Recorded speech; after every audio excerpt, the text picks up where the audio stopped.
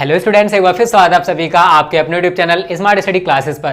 तो स्टूडेंट, आप सभी को पता है कि हमारा पी ब्लॉक समाप्त हो चुका है और डी और एफ ब्लॉक के तत्व स्टार्ट हो चुका है और इसका मैं आपको एक लेक्चर पहले भी प्रोवाइड कर चुका हूं। अगर आपने उसको नहीं देखा है तो प्लेलिस्ट में जाकर देख लेना। देखो स्टूडेंट, डी और एफ ब्लॉक के तत्व मैं आपको दो पार्ट में कराऊंगा। पहले मैं आपको डी ब्लॉक के तत्व पढ़ाऊंगा, उसके बाद मैं आपको एफ ब्लॉक के तत्व पढ़ाऊंगा। टेंशन ना लो, जल्द ही ये वाला जो डी और एफ ब्लॉक है हमारा समाप्त हो जाएगा।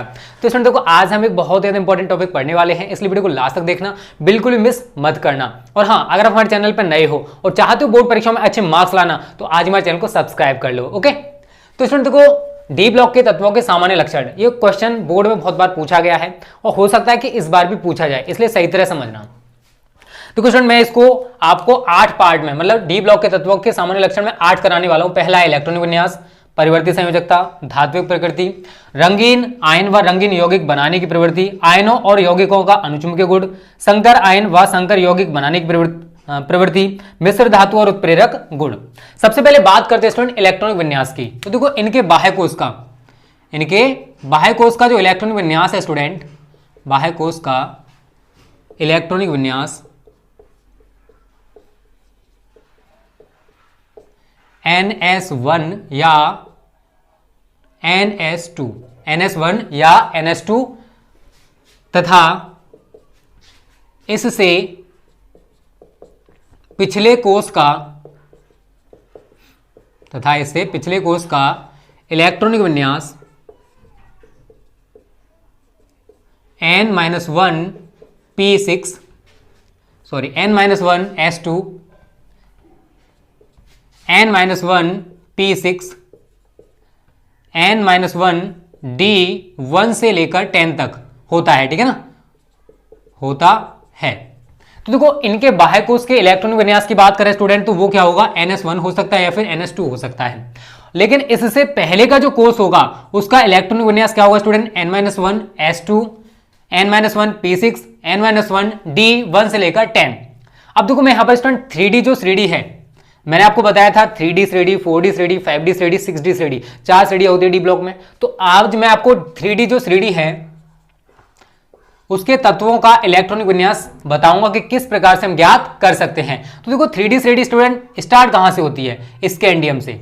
Scandium, titanium, vanadium, chromium, manganese, इसको मिटा देते हैं, ठीक है ना, बाद में भी समझा देंगे आपको हम।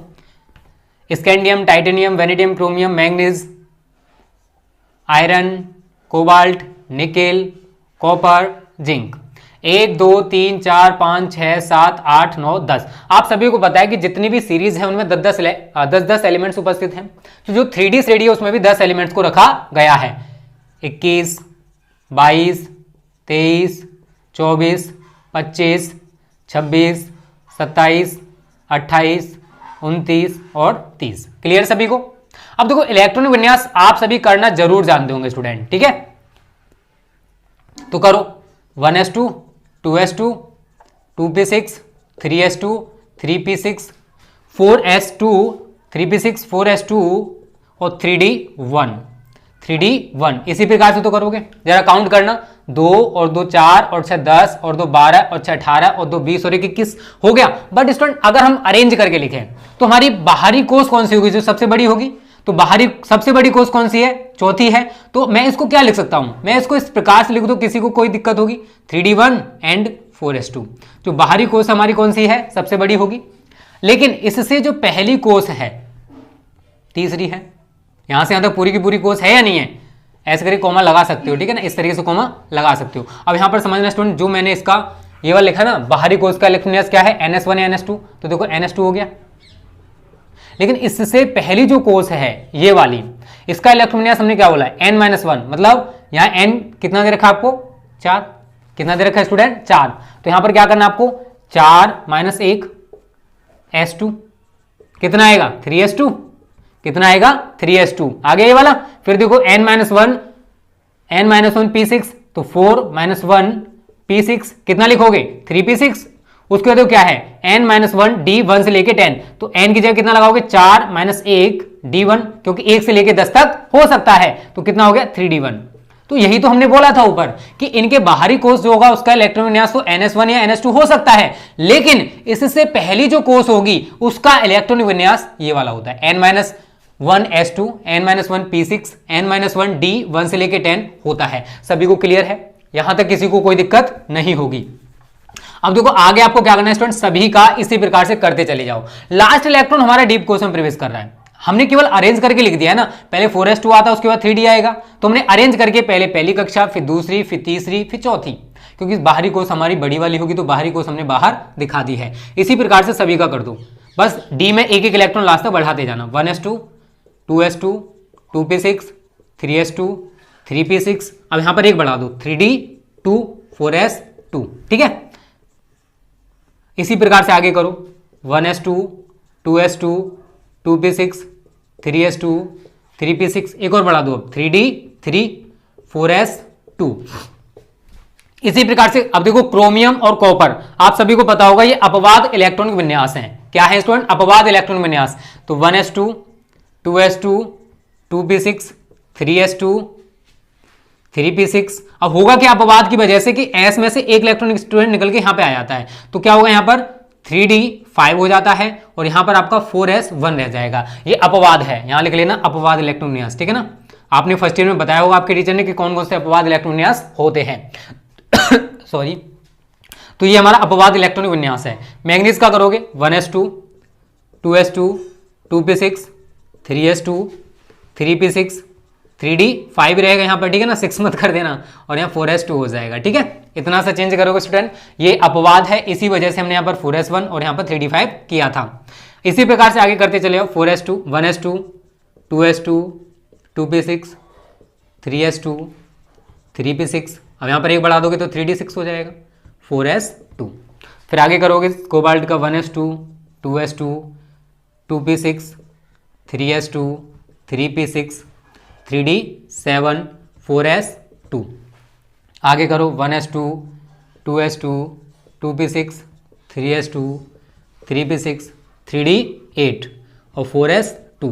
उसके बाद स्टूडेंट कॉपर भी हमारा अपवाद है, तो कॉपर में क्या होगा, 1s2, 2s2, 2p6, 3s2, 3p6, 3d10 हो जाएगा और यहाँ पर 4s1 हो जाएगा। वैसे स्टूडेंट यहाँ पर 3d9 आना चाहिए था, आप वाव के नियमानुसार 3d9 आना चाहिए था, लेकिन ये अपवाद है तो s का एक इलेक्ट्रॉन इसमें आ जाता है, तो यहां लिख दोगे अपवाद। ये हमारा अपवाद इलेक्ट्रॉनिक विन्यास है। जिंक का करोगे 1s2, 2s2, 2p6, 3s2, 3p6, 3d10 and 4s2। तो स्टूडेंट देखो यहां पर आपने क्या देखा कि जो अंतिम इलेक्ट्रॉन है इन सभी में डीप कोर्स में प्रवेश कर रहा है। बाहरी कोर्स बेशक है, उपकोर्स है, लेकिन अंतिम इलेक्ट्रॉन हमारा डीप कोर्स में प्रवेश कर रहा है। इसी वजह से स्टूडेंट ये सारे के सारे डी ब्लॉक के सदस्य हैं। कहां के? डी ब्लॉक के सदस्य हैं। इस चीज को याद रखना, ये दोनों जो है स्टूडेंट क्रोमियम और कॉपर, ये अपवाद इलेक्ट्रॉनिक विन्यास हैं, और आपके टीचर ने बता दिया होगा कि अपवाद इलेक्ट्रॉनिक विन्यास किसे कहते हैं फर्स्ट ईयर में। सभी को क्लियर स्टूडेंट कि किस प्रकार से इलेक्ट्रॉनिक विन्यास निकालते हैं?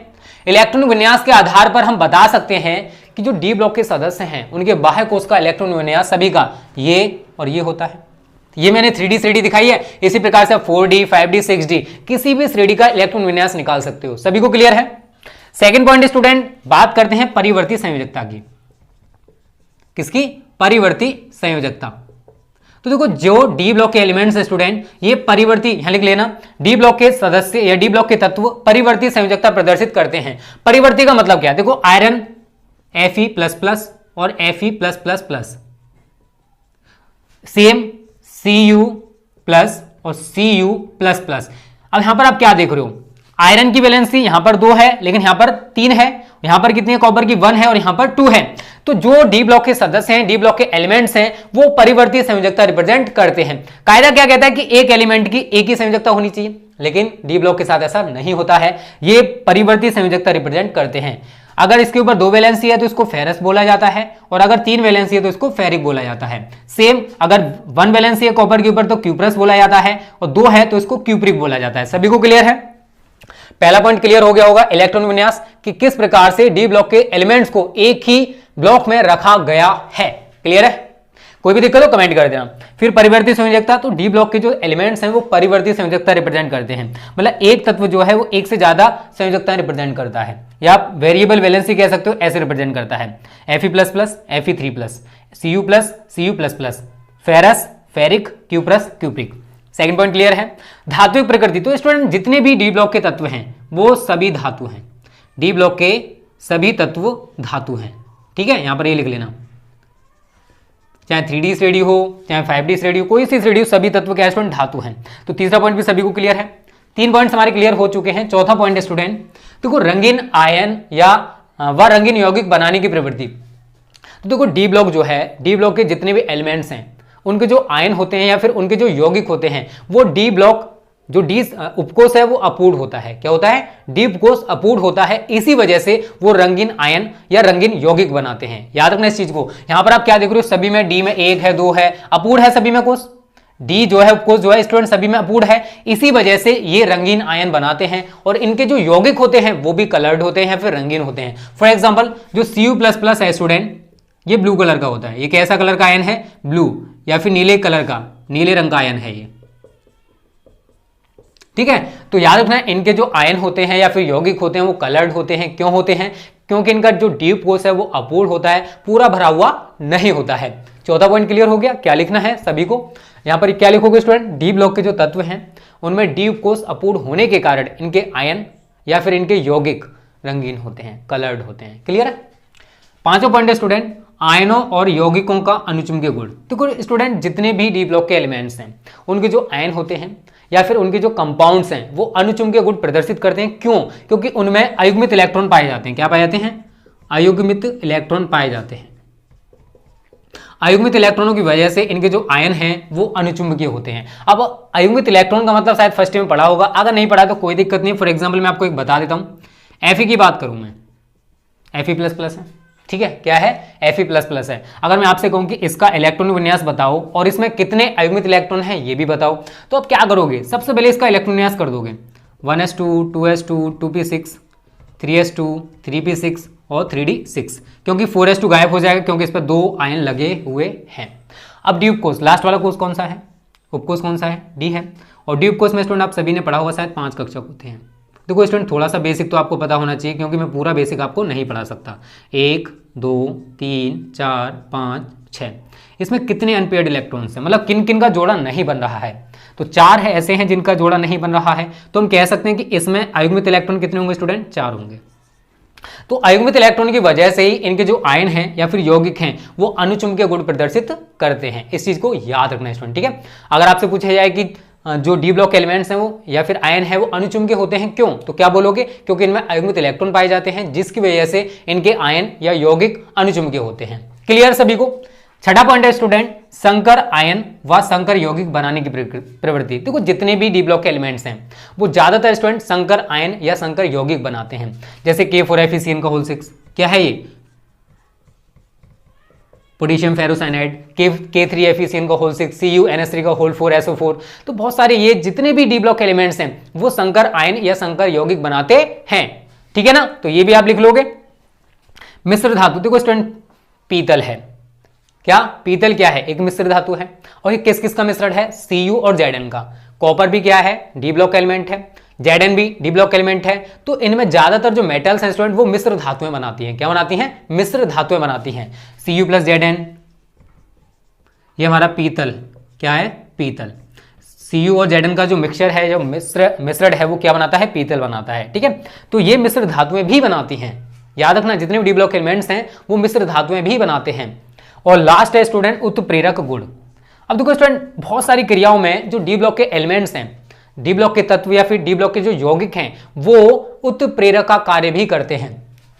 आपने पहले स्टूडेंट इसका स्क्रीनशॉट ले लो जितना लिखा हुआ है, फिर मैं इसको मिटा देता हूं, थोड़ा सा और बता रहा हूं, उसके बाद हमारा आज का जो टॉपिक है वो समाप्त हो जाएगा, ठीक है। फिर मैं आपको नेक्स्ट वीडियो में पढ़ाऊंगा डी ब्लॉक के जो एलिमेंट्स हैं इनके यौगिक, डी ब्लॉक के यौगिक, डी ब्लॉक के तत्वों के यौगिक, जैसे पोटेशियम डाइक्रोमेट है, पोटेशियम परमैंगनेट है, इनको पढ़ाने वाला हूँ। तो जल्दी समाप्त हो जाएगा। ये ज़्यादा बड़ा टॉपिक नहीं है, ज़्यादा बड़ा चैप्टर नहीं है, पी ब्लॉक की तरह बहुत बड़ा था पी ब्लॉक तो। और वीडियो पसंद आए तो प्लीज़ लाइक जरूर किया करो स्टूडेंट, तभी हम आप सभी के लिए ज़्यादा से ज़्यादा मेहनत कर सकते हैं, ओके। अब देखो आपने देखा होगा N2+3s2 हैबर विधि में क्या यूज करते हैं? Fe/MO। तो यहाँ पर आयरन क्या है? एक उत्प्रेरक है। आयरन क्या है स्टूडेंट? एक उत्प्रेरक है। और आयरन क्या है? डी ब्लॉक एलिमेंट है। और जितनी भी हाइड्रोजनीकरण क्रियाएं होती हैं उन सभी में निकिल को हम उत्प्रेरक की तरह यूज करते हैं, ठीक है। अगर हम सल्फ्यूरिक अम्ल की बात करें 2SO2 + O2, यहाँ पर हम वेनेडियम पेंटॉक्साइड लेते हैं 2SO3 बनता है, तो वेनेडियम का ये कंपाउंड है, वेनेडियम का ये कंपाउंड है। तो बहुत सारी क्रियाएं ऐसी हैं जहां पर या तो डी ब्लॉक के तत्व या फिर डी ब्लॉक के यौगिक किसका काम करते हैं, कैटलिस्ट का। अब देखो यहाँ पर स्टूडेंट एक क्वेश्चन है, आप याद रख लेना, Cu+ प्रतिचुंबकीय, लेकिन Cu2+ क्वेश्चन बन सकता है अनुचुंबकीय होता है क्यों, अनुचुंबकीय है क्यों, अनुचुंबकीय है क्यों, दोनों का रीजन जान लो। अगर स्टूडेंट मैं Cu+ की बात करूं, सबसे पहले Cu+ की बात करूंगा, अगर मैं अनपेयर्ड इलेक्ट्रॉन्स निकालूं तो 1s2 2s2 2p6 3s2 3p6 3d10, क्योंकि ये अपवाद है, क्या है ये, अपवाद है कॉपर, तो यही तो करोगे, जरा देखना इसका 29 होता है, एक हटा दोगे तो 2 और 2 4 और 6 10 और 2 12 6 18 10 28 29 में से एक गया तो कितना बचा 28, 4s1 इसका निकल जाएगा। अगर आप इसका करेंगे तो क्या करेंगे, यही तो करेंगे, क्योंकि अपवाद है। अगर हमने इसके ऊपर एक प्लस लगा दिया तो इसका मतलब इसकी बाहरी जो कक्षा है ये पूरी खत्म हो जाएगी। डीप कोर्स में कितने कक्षक होते हैं, 5, 1 2 3 5 हो गए, 4 5, कितने इलेक्ट्रॉन्स है 10, 1 2 3 4 5 6 7 8 9 10। तो मैं अगर आपसे पूछूं कि इसमें अनपेयर्ड इलेक्ट्रॉन्स कितने हैं, हाउ मेनी अनपेयर्ड इलेक्ट्रॉन्स, तो आप कहोगे 0। कितने स्टूडेंट इसमें, 0। तो इसमें देखो अयुग्मित इलेक्ट्रॉनों की संख्या बिल्कुल भी नहीं है, इसी वजह से Cu+ क्या है स्टूडेंट, प्रतिचुंबकीय है। ये क्या है, प्रतिचुंबकीय, क्योंकि इसमें अयुग्मित इलेक्ट्रॉनों की संख्या नहीं होती है। अगर मैं Cu2+ की बात करूं, Cu++ की बात करूं तो होगा क्या, इसमें से भी एक इलेक्ट्रॉन रिमूव हो जाए, क्योंकि यहां पर 2 प्लस लगे हुए हैं, तो 4s1 तो निकलेगा, लेकिन उसके साथ साथ 3d में से एक इलेक्ट्रॉन निकल जाएगा, तो 1s2 2s2 2p6 3s2 3p6 और 3d9। अब मैं आपसे पूछूंगा इसमें कितने अयुग्मित इलेक्ट्रॉन हैं, तो आप कह दोगे कि एक अयुग्मित इलेक्ट्रॉन है, तो इसमें अयुग्मित इलेक्ट्रॉन पाए जा रहे हैं, इसी वजह से अनुचुंबकीय होगा। तो इसमें अनपेयर्ड इलेक्ट्रॉन्स कितने होंगे स्टूडेंट, 1। तो याद रखना Cu+ प्रतिचुंबकीय है क्यों, क्योंकि इसमें कोई भी अयुग्मित इलेक्ट्रॉन नहीं पाया जाता, लेकिन Cu++ अनुचुंबकीय है क्यों, क्योंकि इसमें एक अयुग्मित इलेक्ट्रॉन पाया जाता है। तो ये क्वेश्चन पूछा जा सकता है, बहुत ज्यादा इंपॉर्टेंट है, इसलिए इसको सही तरह तैयार कर लेना, ठीक है। तो स्टूडेंट आज की वीडियो को हम यहीं पे समाप्त करते हैं, पहले इसका स्क्रीनशॉट ले लो। तो देखो उम्मीद करता हूं स्टूडेंट वीडियो आपको पसंद आई होगी, अगर अच्छी लगे तो प्लीज लाइक जरूर कर दिया करो, क्योंकि देखो आप जब तक हमें लाइक नहीं करोगे तो मुझे मोटिवेशन कहां से मिलेगा कि मैं आप सभी के लिए और ज्यादा मेहनत करूं। तो प्लीज लाइक किया करो और ज्यादा से ज्यादा हमारी वीडियोस को शेयर भी किया करो, जिससे आपकी तरह और भी स्टूडेंट्स हमारी वीडियोस का फ्री में फायदा उठा सकें। ओके स्टूडेंट्स, थैंक यू, जय हिंद, जय भारत।